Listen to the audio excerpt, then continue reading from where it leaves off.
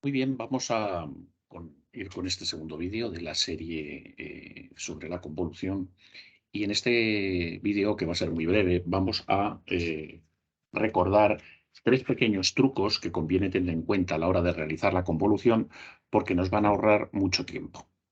Recordemos que la expresión de la convolución entre dos señales es la integral entre menos infinito y más infinito de una de las señales. Por ejemplo, vamos a llamarla x, y es x de tau multiplicada por la otra de las señales, vamos a llamarla h, de t menos tau, diferencial de tau. Y esto, repito, es la convolución entre la señal x de t y la señal h de t. Bueno, el primero de los trucos más útiles es fijarse en la paridad, perdón, en la simetría de las señales x y h. De forma que pueden tener, como sabemos, dos tipos de simetría: simetría par o simetría impar. Recordemos brevemente que la simetría par pues era que la señal era simétrica respecto del eje vertical. En este caso, por ejemplo, esto sería bueno, si estuviera bien pintada, perdonadme, sería una señal par, porque, repito, bueno, pues es simétrica respecto del eje vertical. Y una señal impar, pues por ejemplo, sería pues una señal que hiciera por aquí así y por aquí hiciera así, ¿vale? Una señal que es simétrica respecto del origen, o lo que es lo mismo, pues los valores a la derecha y a la izquierda del eje vertical pues son iguales, pero de signo contrario. Por ejemplo, una señal típica par es el coseno de t, y una señal típica impar, por ejemplo, es el seno de t. Pues bien, si tenemos la convolución de dos señales x y h, se nos pueden dar las circunstancias siguientes: que ambas sean pares, que ambas sean impares, o que una sea par y la otra sea impar. O, por supuesto, el caso en el que ninguna presenta simetría. Pero repito que en este caso estamos hablando de un truco que vale para cuando ambas presentan algún tipo de simetría. Bien, pues el caso es el siguiente: la convolución, la señal convolución, esta que resulta de hacer esta operación sobre ambas señales, si ambas son pares, la convolución es par. Si ambas son impares, la convolución es par. Y si difieren en cuanto a la simetría, en ambos casos el resultado de la convolución es impar. Entonces, esto es importantísimo. ¿Por qué? Porque fijaros, si yo veo que las dos señales son pares o a las dos son impares, yo sé que al ser el resultado par significa que me ahorro exactamente la mitad de la convolución. Y entonces, en vez de tener que hacer el cálculo entre menos infinito y más infinito, pues yo sé que tengo que hacer solamente el cálculo, por ejemplo, entre infinito y cero, y después el resultado será, por ejemplo, esta zona de aquí. El resultado será exactamente el mismo que, que hay entre 0 e infinito. ¿De acuerdo? Entonces yo lo que hago es calcularme la convolución x de t pues en uno de los lados, por ejemplo en este, entre menos infinito y 0. Imaginaros que este es el resultado, x de t, perdón, esto es t, este sería el resultado de x convolucionado con y. Pues simplemente lo que hago es replico la señal reflejada a la derecha y ha terminado la convolución. Lo mismo si ambas son impares. El resultado será una señal par y simplemente calculo la mitad y entonces reproduzco la señal en la parte positiva del eje, o si os da, por lo que sea, os conviene más hacer la convolución entre 0 e infinito, pues simplemente la calculáis y después replicáis entre menos infinito y 0. Si ambas son impares, pues exactamente lo mismo. Si ambas son impares y calculáis, por ejemplo, optáis por calcular la convolución entre menos infinito y 0 y os da esto, pues sabéis que podéis replicarlo haciendo esto a la derecha. Cogéis y pasáis a la derecha y le cambiáis de signo. Con lo cual, algo que en principio sería hacer toda una convolución a lo largo de todo el eje, pues se reduce a hacer exactamente la mitad. Entonces, esto es un truco que se utiliza muchísimo y que os recomiendo tener siempre, siempre presente. Analizar la paridad de las señales antes de realizar la convolución. El segundo truco que os quiero comentar, o la segunda observación, es la siguiente. Sabéis que la convolución es simétrica, con lo cual X convolucionado con Y tiene la propiedad conmutativa, es lo mismo que Y convolucionado con X. Con lo cual yo puedo optar a la hora de hacer la convolución por realizarla poniendo como la señal x de tau o la primera señal poniendo a x y poniendo y de t menos tau a la segunda señal, o puedo elegir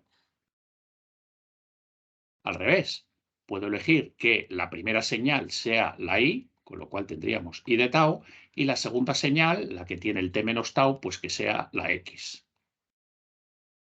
Repito, eso viene del hecho de que tenemos una propiedad conmutativa en la convolución. Pues bien, esto es importante, ¿por qué? Porque antes de efectuar una convolución hay que elegir cuál de mis señales va a ser la que yo asigno a que tenga t menos tau en la variable independiente y cuál asigno a que tenga la variable tau.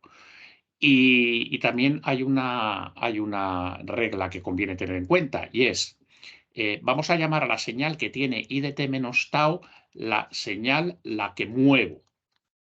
Esto lo entenderéis, la que muevo. Esto lo entenderéis cuando hagamos la convolución y veréis que efectivamente la señal que tengo asignada a t menos tau es una señal que se va a mover a lo largo del eje tau para realizarse la convolución. Entonces tengo que elegir cuál es la señal que muevo, cuál es la que muevo. Pues bueno, la que muevo hay que elegir de las dos señales aquella que tiene menor duración. Este sería un criterio, y aquella que es más simple. En general, eso es una buena elección. Menor duración, pues es obvio. O sea, si yo tengo, por ejemplo, una señal pues que es, pues no sé, la señal cuadrada, por ejemplo, la pi, pues esto evidentemente tiene menor duración que, por ejemplo, una exponencial. ¿De acuerdo? Entonces yo aquí elegiría esta porque es de menor duración. Y una señal, por ejemplo, que sería, por ejemplo, otra vez la pi, y otra señal, por ejemplo, que tiene este aspecto, ¿de acuerdo? Pues es más simple esta, con lo cual esta sería la señal que yo elegiría para mover. Entonces, esto es una lección que, bueno, pues también pues simplifica el cálculo de la convolución bastante. Y por último, el tercer truco o el tercer tema a tener en cuenta cuando se hacen las convoluciones es el siguiente. Muy importante, y es cuando hacemos una convolución con una delta. O sea, una de las señales vamos a llamarla x de t y la otra de las señales es una delta. Bueno, pues conviene recordar que la delta es como el elemento unitario de la operación convolución y el resultado de esto es la señal original.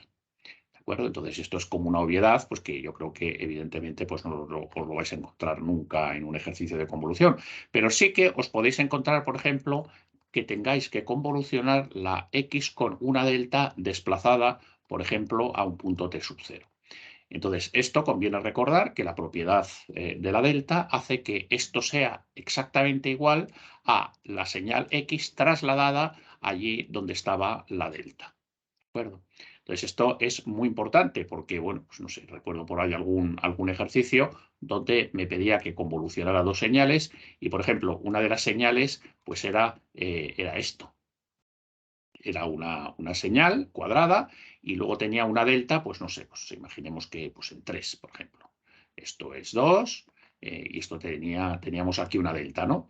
Entonces teníamos que convolucionar pues otra señal, pues no sé, imaginaros que es, pues yo qué sé, un triangulito, por ejemplo, tenía que convolucionar esto con esta señal de aquí. Entonces, bueno, pues aquí podemos aplicar esto de aquí. Junto con la propiedad, digamos, que asociativa, ¿no? O sea, esto vamos a llamarlo pi, esto vamos a llamarlo, por ejemplo, triángulo, entonces lo que yo tengo que hacer es la convolución del triángulo con una señal que es una pi más una delta que hay en 3. ¿De acuerdo? Entonces, aquí aplicando la propiedad distributiva de la convolución, pues tendría la convolución de la delta con una pi más la convolución de una delta, perdón, del triángulo con la delta en t-3. Entonces, la convolución de delta con una pi, esto será un bicho extraño, no sé, vamos a llamarlo así, por ejemplo. Y entonces, pero el siguiente, fijaros qué sencillito es un triángulo convolucionado con una delta en t-3. Esto es el triángulo en t-3, como hemos dicho. Es desplaza, llévate la delta allí, perdón, llévate la señal allí donde estaba la delta. Lo que hace una delta es, dijéramos, como atraer a la señal allí donde está la delta, y luego la delta, por supuesto, desaparece. Entonces esto, bueno, pues es mucho más sencillo hacer esto que no ponerte aquí a hacer directamente la convolución, la operación de convolución sobre esta señal compleja. Bueno, espero que hayáis entendido esos trucos, tenerlos muy presentes, y en los siguientes vídeos nos meteremos ya con la operación convolución, que veréis que con esto que hemos repasado en estos dos primeros vídeos no es tan difícil. Un saludo.